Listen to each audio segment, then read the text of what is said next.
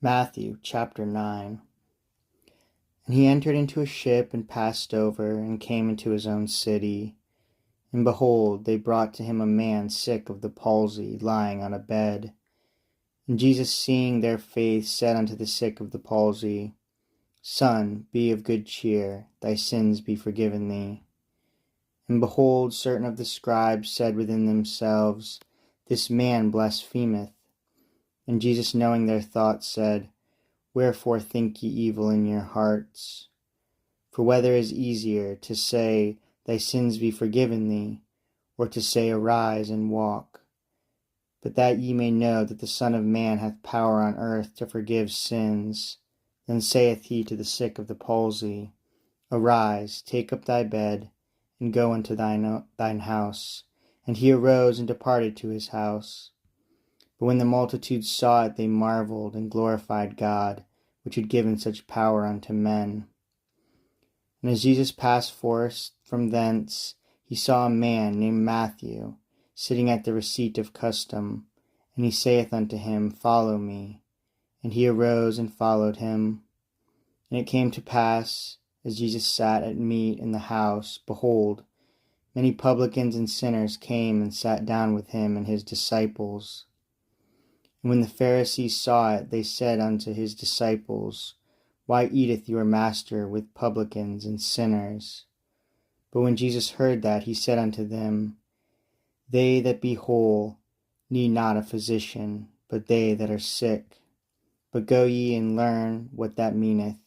I will have mercy and not sacrifice. For I am not come to call the righteous, but sinners to repentance. Then they came to him, the disciples of John, saying, Why do we and the Pharisees fast oft, but thy disciples fast not? And Jesus said unto them, Can the children of the bride chamber mourn, as long as the bridegroom is with them? But the days will come, when the bridegroom shall be taken from them, and then they shall fast.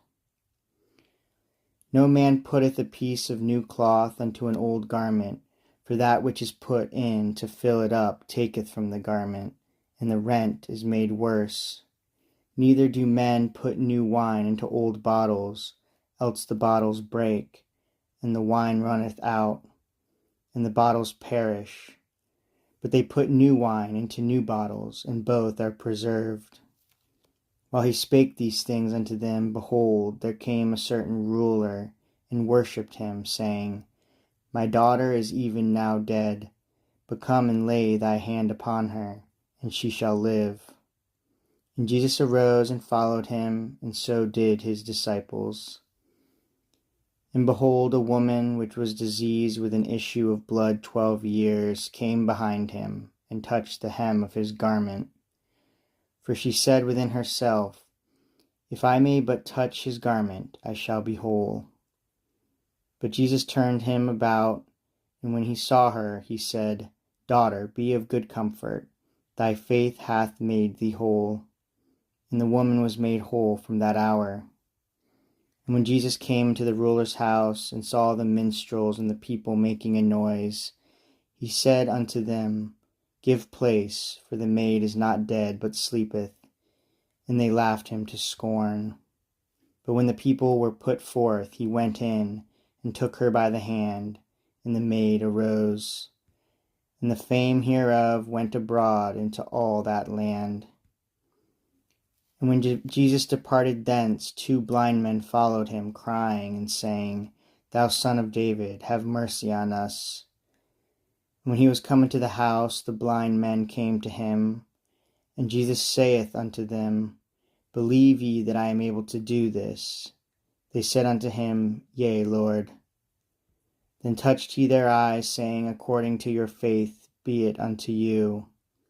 And their eyes were opened, and Jesus straitly charged them, saying, See that no man know it. But they, when they were departed, spread abroad his fame in all that country. As they went out, behold, they brought to him a dumb man possessed with a devil. And when the devil was cast out, the dumb spake. And the multitudes marveled, saying, It was never so seen in Israel. But the Pharisees said, He casteth out devils through the prince of the devils. And Jesus went about all the cities and villages, teaching in their synagogues, and preaching the gospel of the kingdom, and healing every sickness and every disease among the people. But when he saw the multitudes, he was moved with compassion on them, because they fainted and were scattered abroad as sheep having no shepherd.